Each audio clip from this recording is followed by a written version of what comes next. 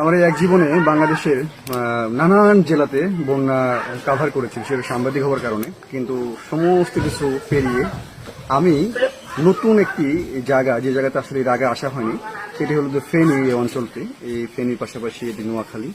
তো নোয়াখালী, লক্ষ্মীপুর, ফেনী অঞ্চলের আসলে অধিকাংশ মানুষই আসলে খুবই অর্থবান এবং তাদের সহায় সম্পত্তি অনেক রয়েছে। তাদের বেশিরভাগ মানুষই দেশের বাইরে থাকেন।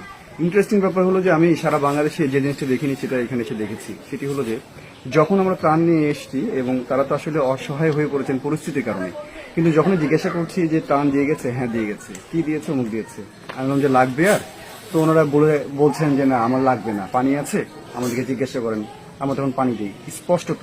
কিন্তু এইরকম বিষয়টি যে হাজারো মিথ্যা কথা বলছেন, 10টা ত্রাণ পাওয়ার পরে বলছে যে আমি কিচ্ছু পাইনি, এই ব্যাপারটি কিন্তু সারা বাংলাদেশে বিদ্যমান। এই জায়গায় এসে ডিফারেন্ট একটা টাচ আমি পেয়েছি আমার সাংবাদিকতার লাইফে, এবং শুধুমাত্র তাই নয়, আমি দেখেছি যে এই